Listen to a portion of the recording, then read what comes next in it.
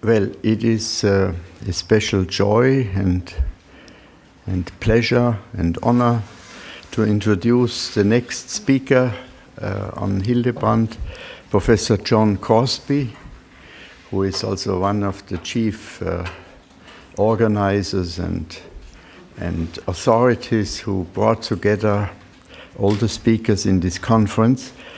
He is particularly predestined to give a lecture in this conference because he knows Dietrich von Hildebrand, or knew Dietrich von Hildebrand since the year 1966.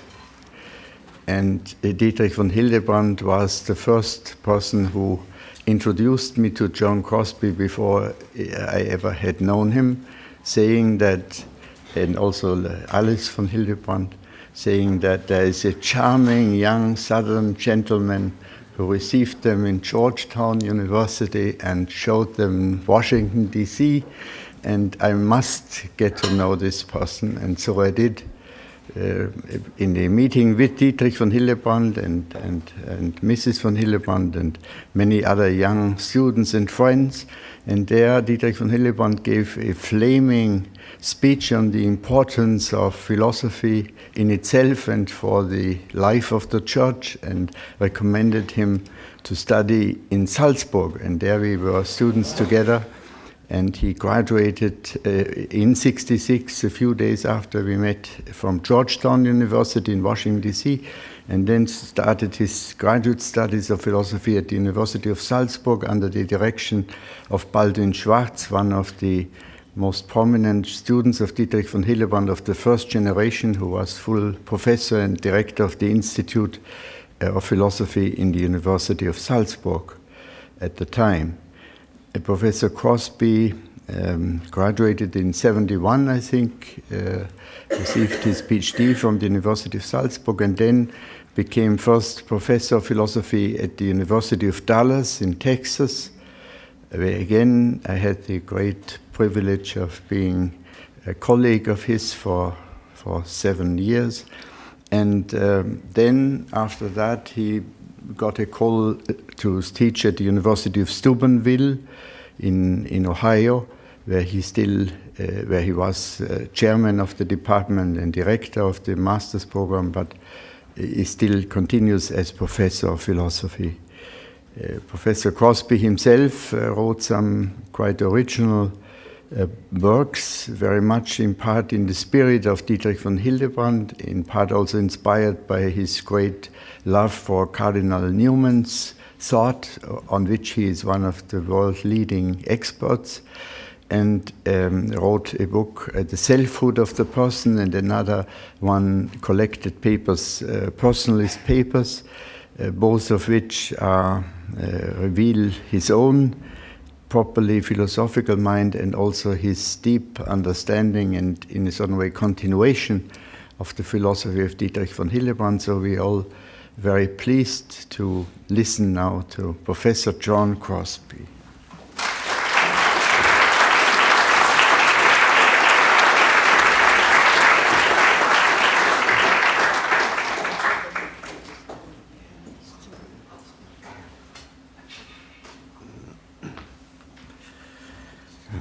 Thank you, Joseph, and it is very kind of you to call me a co-organizer of this conference, but that title really goes to my son, John Henry.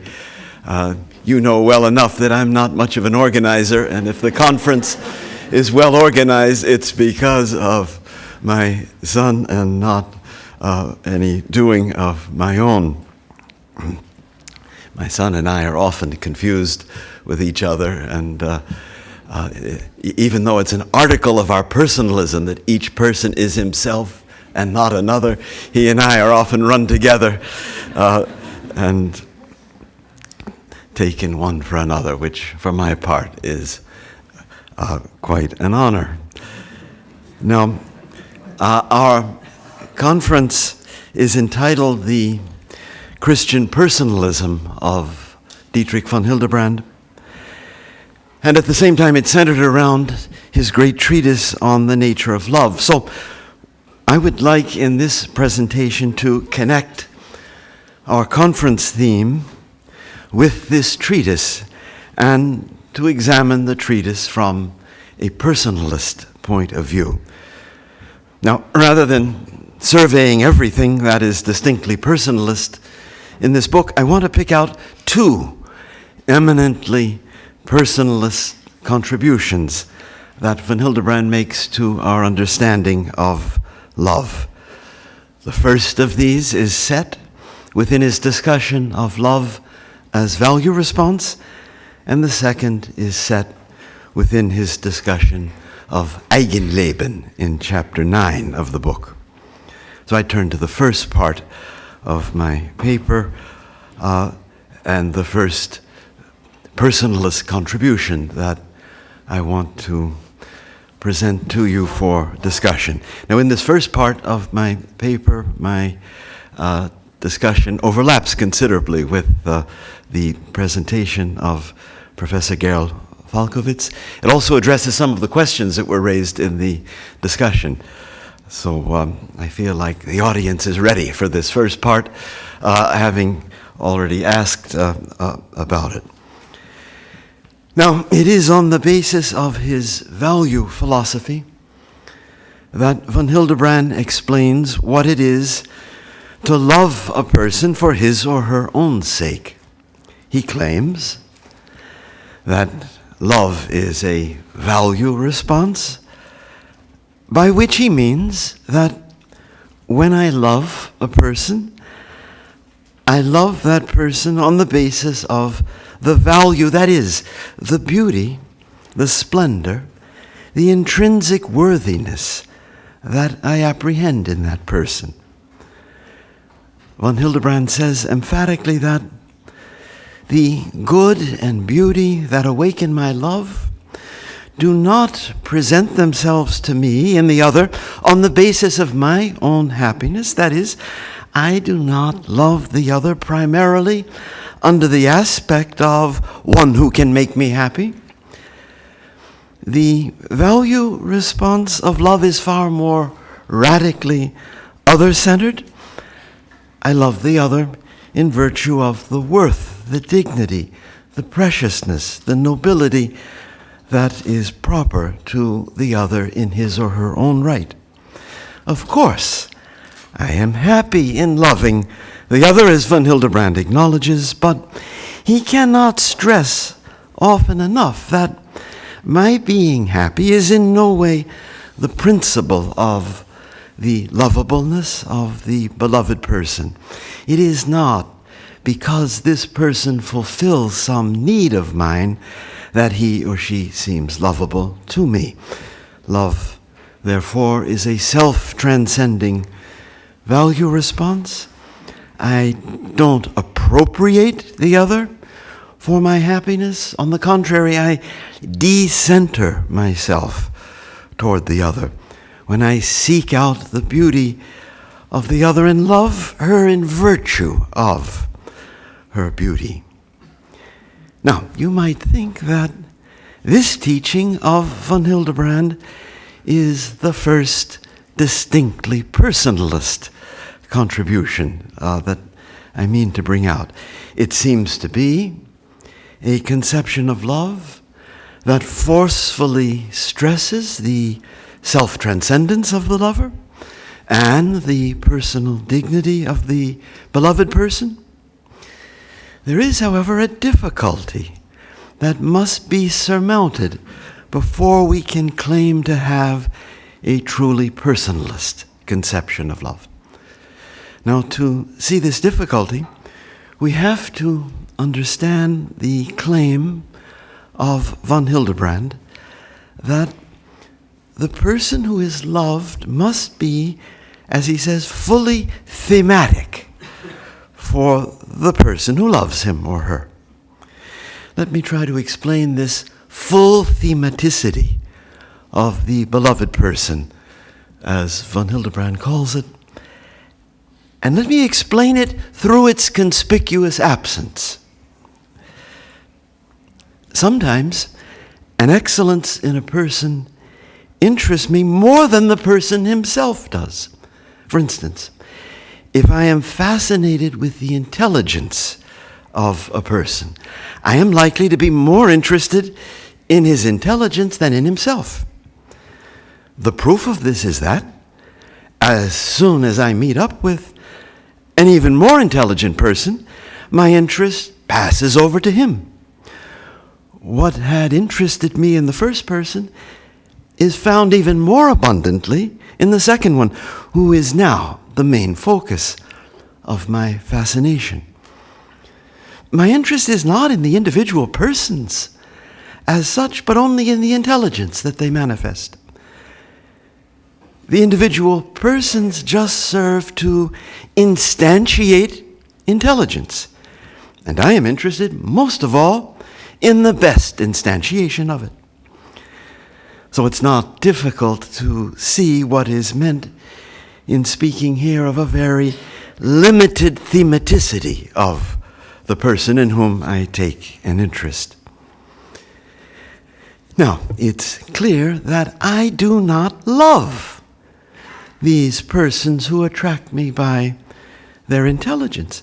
My interest bypasses them as persons and aims rather at their intelligence. And I do not love someone whom I bypass in this way.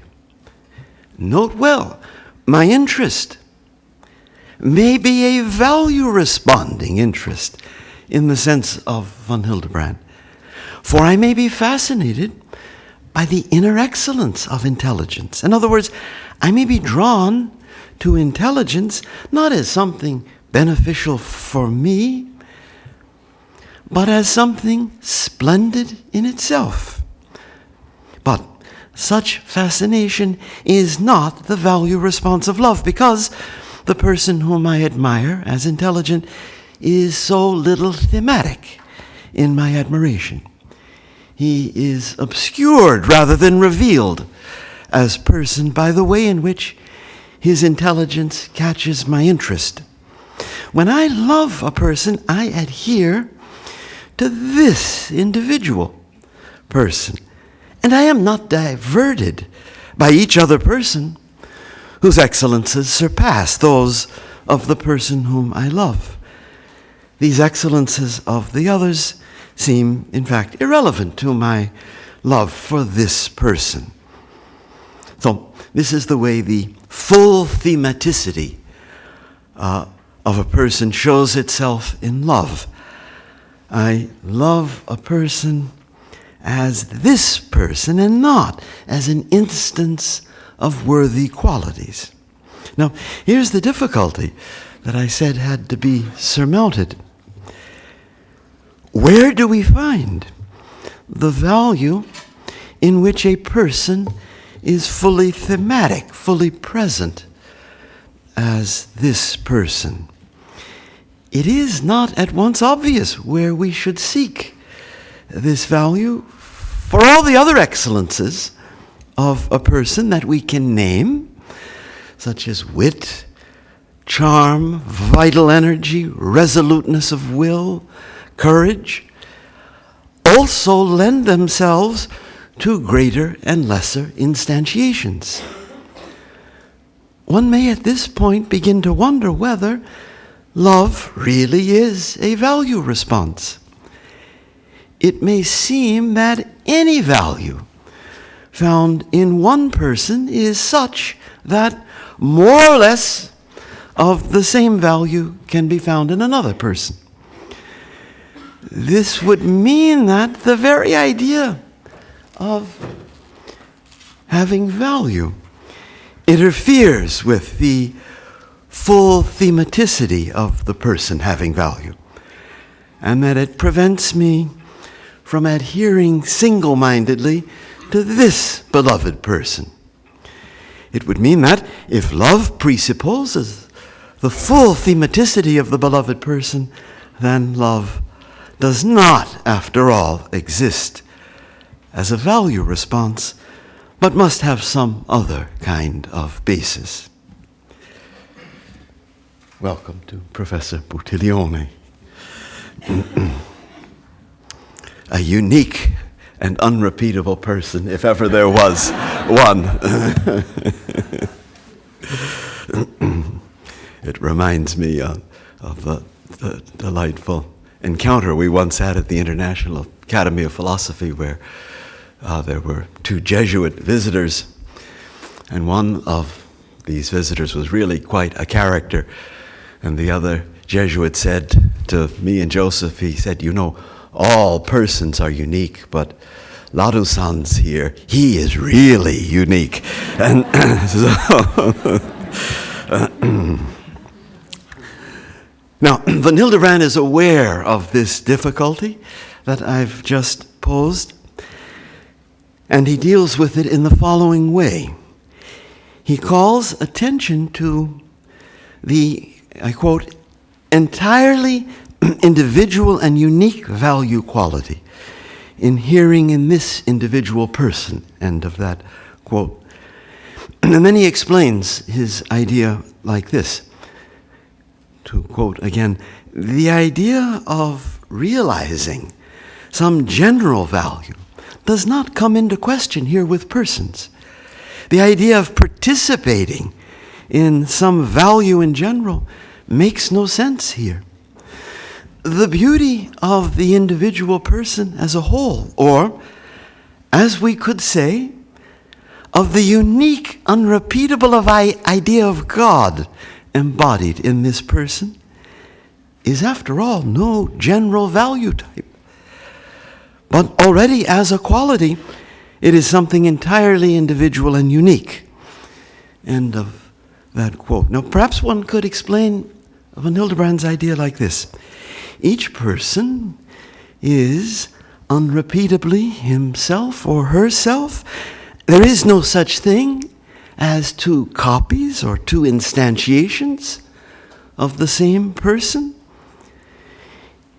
Now, each person has, by being this person, his or her own unrepeatable beauty. In other words, growing out of each unrepeatable person is a certain radiance or splendor of each, which is the unrepeatable value of each. Here, then, is the value in which I, as person, am fully thematic. This value cannot exist with greater fullness in another person, for then there would be something common between me and the other just having more of the common element than I have. We would be two instances of the same value, and the value would cease to be rooted in and expressive of my identity as this unrepeatable person. Whoever catches sight of this unrepeatable value in me is moved to love by what he sees, and he loves me, not my qualities, not my excellences, but me myself. This is why his value response of love for me cannot be transferred to another, however beautiful and worthy the other may be. It is also why I am aware of being loved with an eminently personal love. So sometimes one takes, sometimes it's been expressed here at the conference as if when you come to the unrepeatable person, all value is left behind. And this core of the person, which is the real object of love, is somehow beyond all value. I don't read Von Hildebrand that way. It's rather that value takes on an unrepeatable form, so that it is still eminently a value response when the person is there in full thematicity for me. Now, Von Hildebrand develops this idea by showing that this individual value of the individual person is ineffable. It is so radically individual that it escapes the generality of our linguistic meanings, and so cannot be expressed through these meanings. This is why you and I stammer and stutter when asked why we love a certain person. Nothing that we can say really answers the question. And our speechlessness does not come from the fact that our love lacks any value basis, but rather because the real value basis, rooted as it is in the unrepeatability of the person whom we love, is ineffable, unutterable. It is remarkable that in his earlier work in ethics, the work for which he is best known, von Hildebrand was not led to make a point of each person as unrepeatable, but that he was led to it precisely in his treatise on love. As soon as he examined the kind of value response love is, and just how the person is taken when he or she is loved, then he was confronted with the mystery of personal individuality. In that earlier work in ethics, von Hildebrand had distinguished between value and the bearer of value, der Wertträger. In his treatise on love, he acknowledges that the talk of bearing value is inappropriate to that ineffable personal value that awakens love. It is inappropriate on account of the way this value is embedded in the person, being almost one with the person because unable to be instantiated again in any other person. Now, it may be objected, and this is maybe along the lines of the question of Professor Waldstein, that a person seems never so lovable as when the person shows forth charm, kindness, a grateful spirit, even though these excellences are found not only in that person, but in many others as well. And on the other hand, a person who is mean-spirited and ungrateful makes himself almost impossible to love. And these negative qualities can be found in many others. Thus, the principle of lovability in persons seems, after all, to be excellences that are not unrepeatably their own, but that they share with many others. Now, von Hildebrand acknowledges these significant facts when he speaks of the unique personal beauty of a person being, he says, gespeist, that is, nourished by the worthy moral qualities of the person.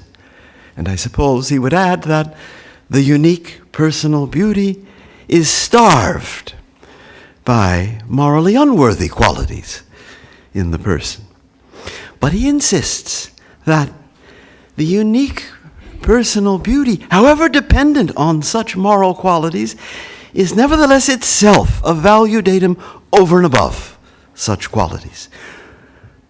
We cannot indeed detach this unique personal beauty from these qualities, and that's the truth in the objection, but we cannot reduce it to them either, and that's the truth in von Hildebrand's position.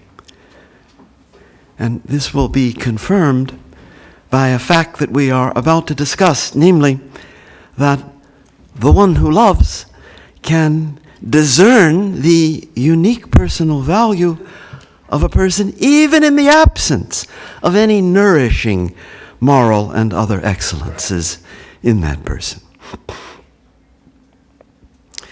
Now, we can perhaps enter more deeply into von Hildebrand's position by noting how he converges with other phenomenologists on this subject.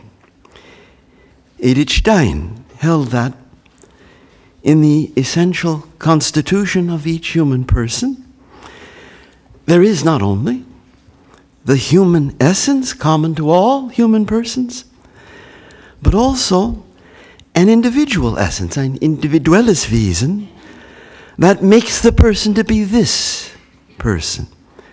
This individual essence is not something acquired by the way a person lives, but according to Edelstein, is given from the beginning, just as the human essence is given from the beginning and not acquired along the way.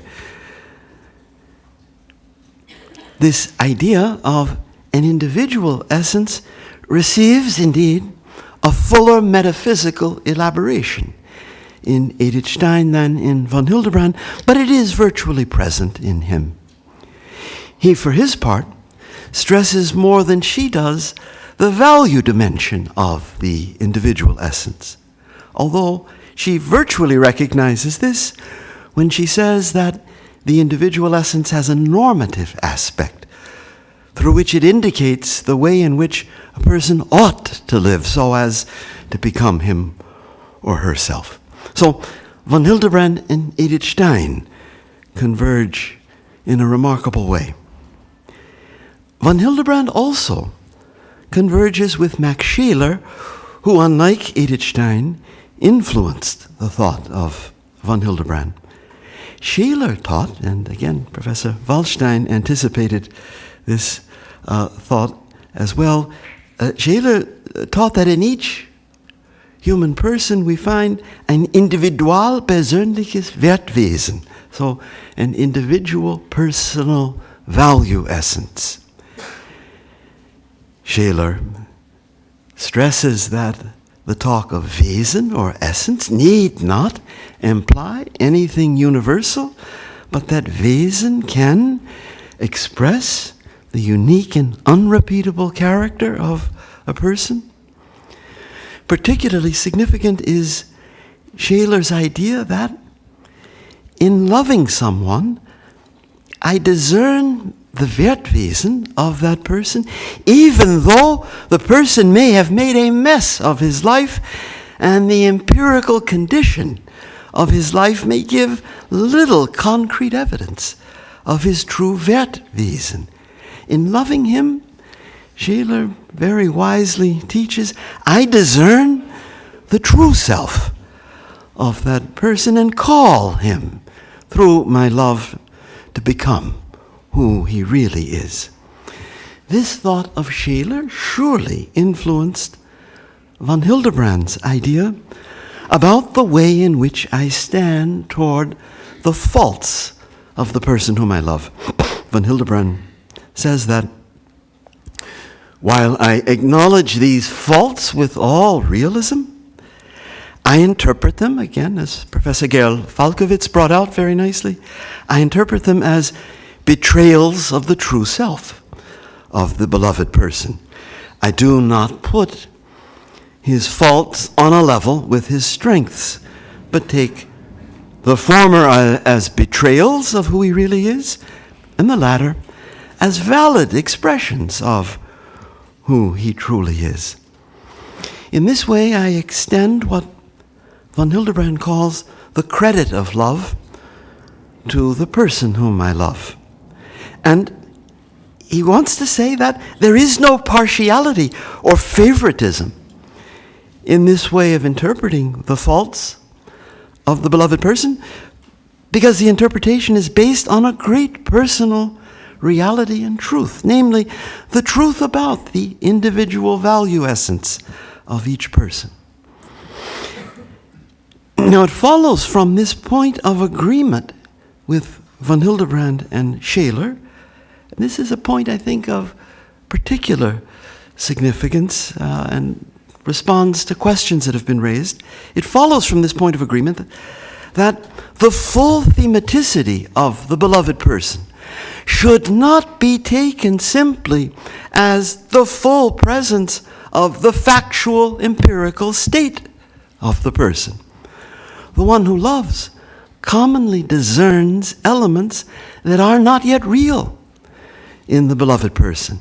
And these too belong to the full thematicity of the beloved person.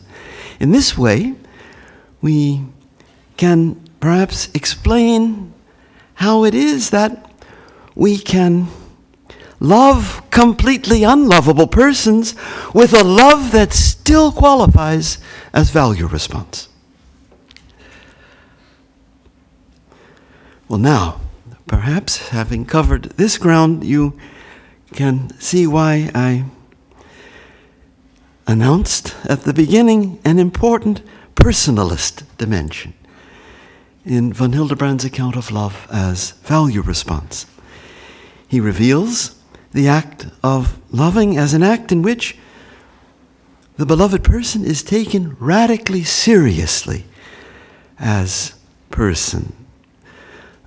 The fact that love is a value response is only the beginning of the story. The person whom I love must be fully thematic for me. He must reveal his face to me as this unrepeatable person and not attract me merely as instantiating some value that is instantiated by others as well. One could, adopting a contemporary idiom that von Hildebrand didn't use, say that the beloved person is taken in all of his or her otherness in being loved.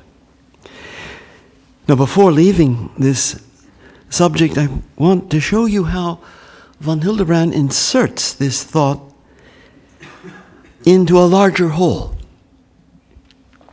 Like Scheler before him, von Hildebrand speaks of the world of values, by which he means the cosmos, the ordered whole of value, the system of all values and of all value hierarchies. Now, von Hildebrand wants to say that the full thematicity of the beloved person does not mean that I am focused on the unique personal value of this one person to the exclusion of the world of values. On the contrary, in loving a person, I awaken in a new way to the world of values. He writes, when a person loves, he discovers a whole new world of goodness. He becomes alert to an aspect of the world that had previously not revealed itself to him. He becomes alert to a new dimension of beauty and depth in the universe. On the one hand, love is awakened by the unique beauty of the other person. On the other hand, in loving, I discover how beautiful the world really is. A new door into the world of values is opened to me when I love. End of that quote. So there is a paradox at work here in letting the beloved person be fully thematic for me. I do not lose contact with the larger spiritual universe. Just the contrary, the beloved person becomes a new way for me into this universe. Now, it remains true that this person is never a mere instance of value types. He's not connected in that way with the world of values. But in other ways, he is connected with it. And when someone loves him with a truly personal love, the whole world of values is disclosed in a new way to the lover. So much on the first main contribution. Now, I see, is that 10 minutes with discussion or without discussion? Without discussion. 10 minutes. Oh my. That creates a serious problem. Yeah. Well, I will just give you a fragment and a hint of the other second contribution of a distinctly personalist kind to the understanding of love in von Hildebrand. So we've been exploring the other-centeredness of love in the thought of von Hildebrand. Now, he quite acknowledges that love becomes deformed when this value-responding other-centeredness takes over so completely in the lover as to suppress any interest in his own well-being. Von Hildebrand finds this deformity in Fenelon's idea of disinterested love. He finds it in many ideals of altruistic love. He would have found it in some recent French philosophers who have argued that my love is not really a gift to another if I long for any return of my love. They say that in this case, my love is reduced to a kind of commercial transaction, a kind of quid pro quo. If my love is to be free and generous, if it is to involve real self-giving, then they say I have to be indifferent to having my love requited and to gaining that happiness with the other that grows out of requital. Now, von Hildebrand is not impressed by this apparent radicalization of value response. He argues that the lover performs a self-giving all its own precisely by willing to be loved in return and so to be united with the beloved person. He says that, and I quote here, "A man who says to a woman, 'I want to marry you only for the sake of your happiness, so that you might be happy, my own happiness is not important,' would obviously not love her with spousal love. And he would, by such an attitude, withhold from her the great gift that makes the spousally beloved person so deeply happy. Indeed, in such an utterance, there would be a definite insult given to the woman. The selflessness would, in this case, be the sign of a Pharisaical pride and would represent something shameless." End of that quote. And why exactly do I, as an altruistic lover, withhold a gift? The gift desired by the other person is a mutual love. She wants to be united with me in a mutual love, but I destroy the mutuality by not caring about whether my love is requited. Indifference to requital means holding something back from the other. Longing for requital means giving oneself to the other. Von Hildebrand introduced the concept of a super value response to express the gesture of one who loves and who longs for a mutual love and for the union and happiness that comes from a mutual love. The idea that the other-centeredness of his idea is that the other-centeredness of a simple value response is prolonged in a certain way when I both love and desire a return of my love. Now, what concerns me here, and I'll bring it to a conclusion with this, what concerns me is not exactly the altruistic deformation of love, but more exactly the understanding of the human person that is at issue. And this is what I see as the second great personalist contribution that von Hildebrand makes to the understanding of love. He shows that the person who tries to love in a totally selfless way throws himself away and even tends towards the dissolution of his own subjectivity, as he says. He does not take himself seriously as person. He does not remain entirely intact as person in his way of centering exclusively on the beloved person. But his problem is not a deficiency of self-transcendence and other-centeredness. On the contrary, in this altruist, we see other-centeredness grown monstrous. But his problem is a deficiency of his relation to himself. It is then a certain interior dimension of the person that comes to light in von Hildebrand's treatise on love, here in the discussion of eigenleben, and that completes all that he had said about the other directed, value-responding capacity of the person.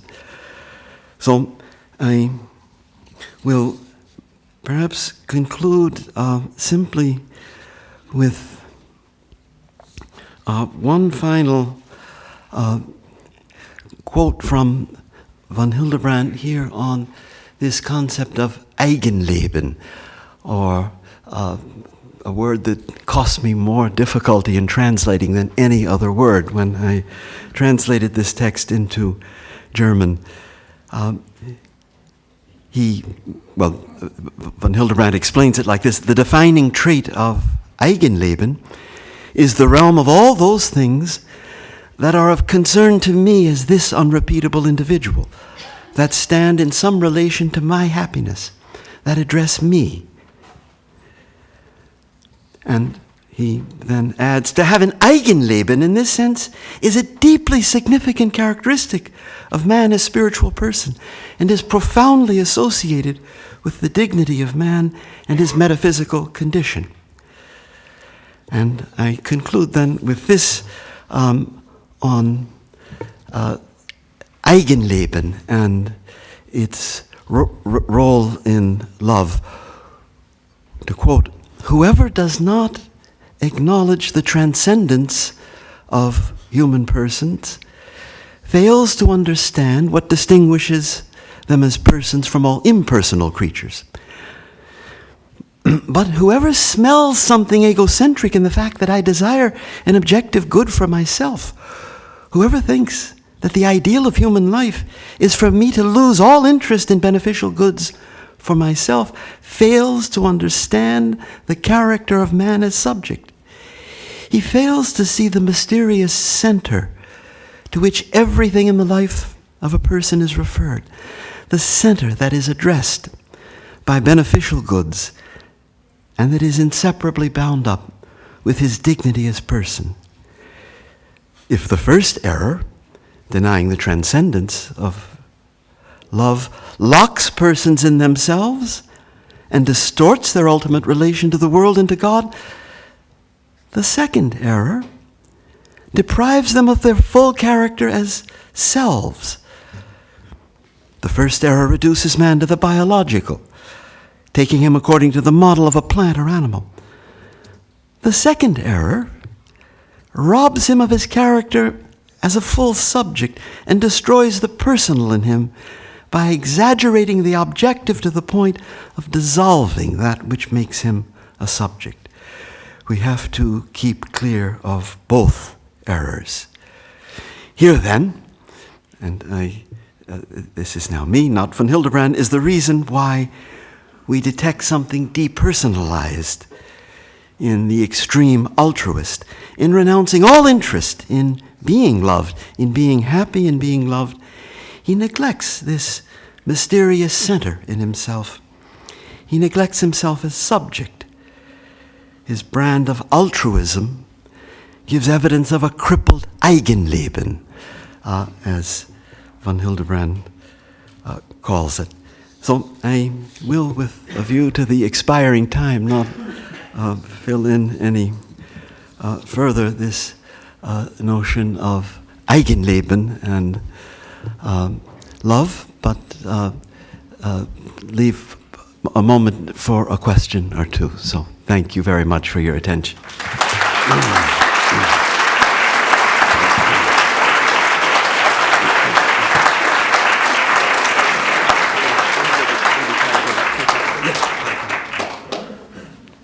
So we have time, perhaps. By the way, good job, Dad. We have time for a few questions. So over there. Professor Crosby. I just had a question.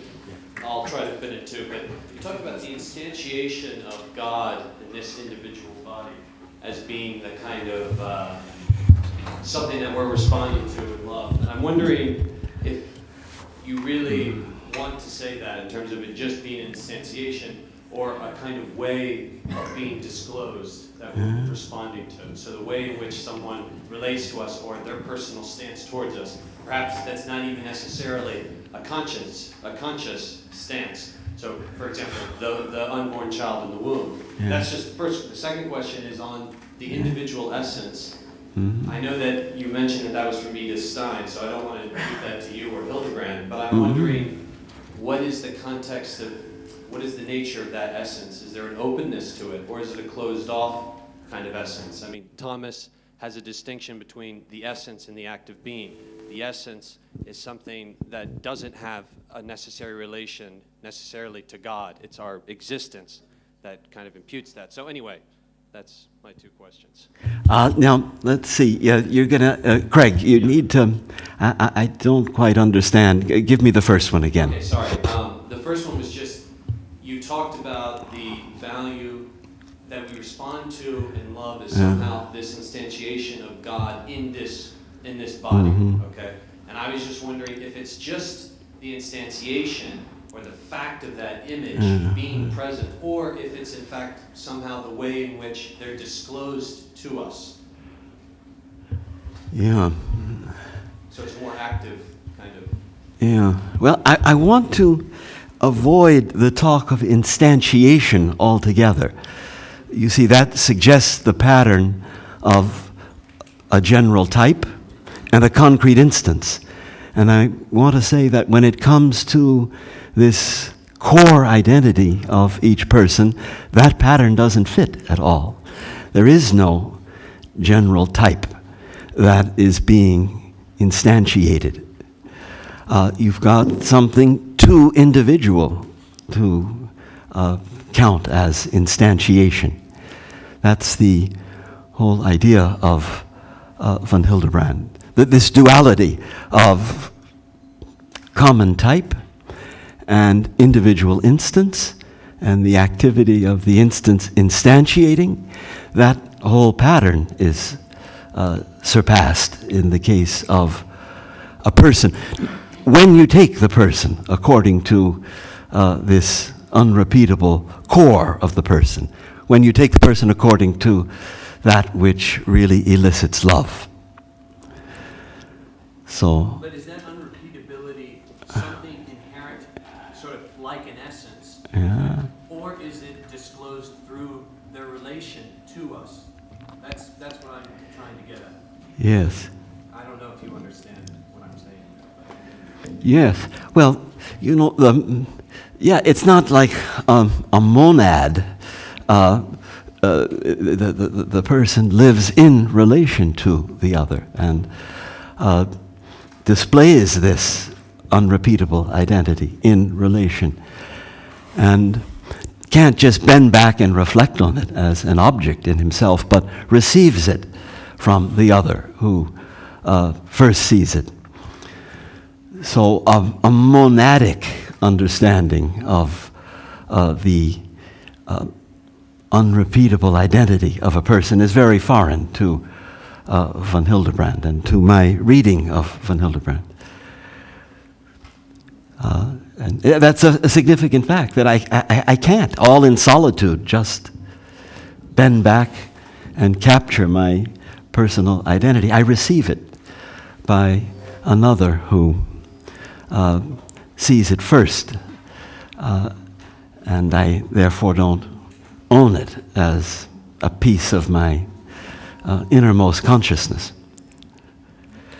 Yeah, I don't know how our time is. Yeah. Yeah.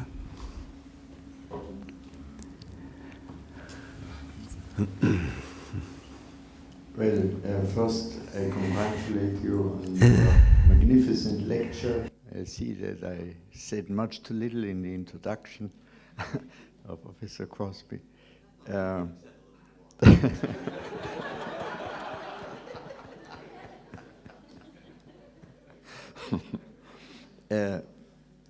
On this last question, I think you never said that the person is an instantiation of God, which would be a totally pantheistic misunderstanding of what you said. I think you said that the person is a realization of a unique divine idea, but not of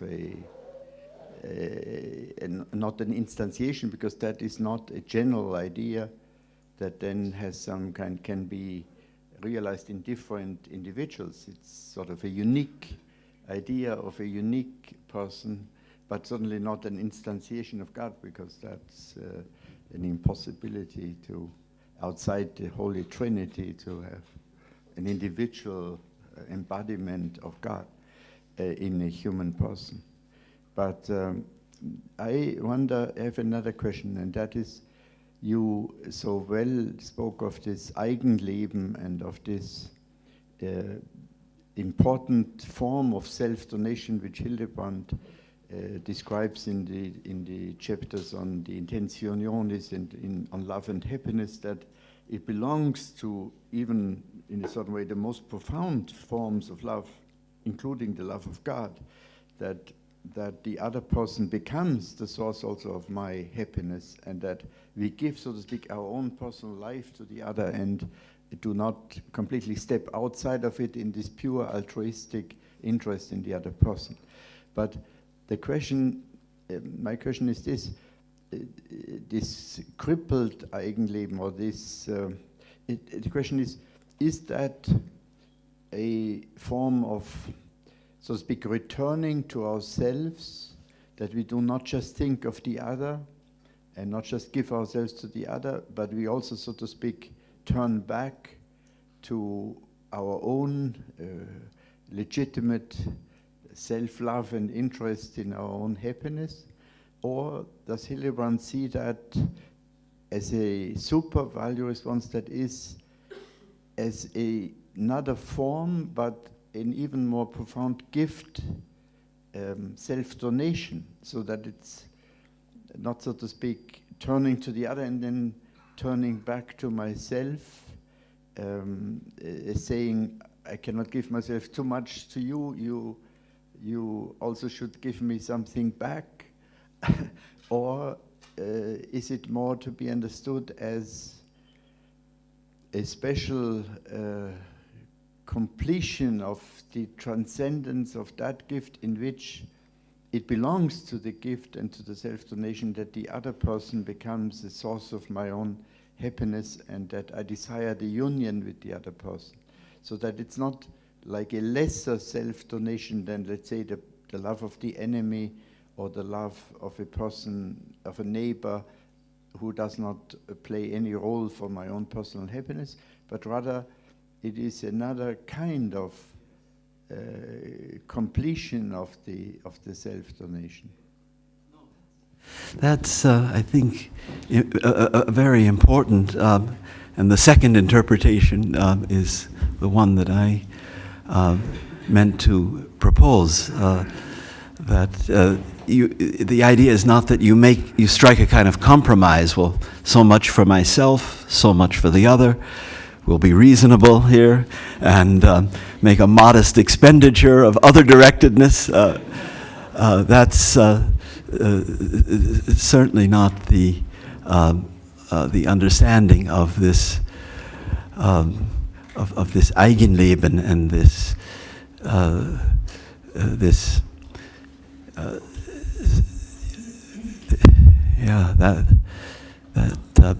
so there's nothing in von Hildebrand's conception, I think, of eigenleben that has any tendency to weaken the turning outward, or to weaken the other-centeredness of it. It's this full, alive eigenleben is an inner empowerment to turn outward, and not something that is always taking the edge off of our turning outward to the other. Yeah, that kind of compromise between self and other would be very foreign to von Hildebrand. All right. Well, thank you very much. Another very wonderful lecture, much discussion to follow. So we are now not that behind. We're on Roman time, so we're actually on time. So upstairs again, we have a coffee break.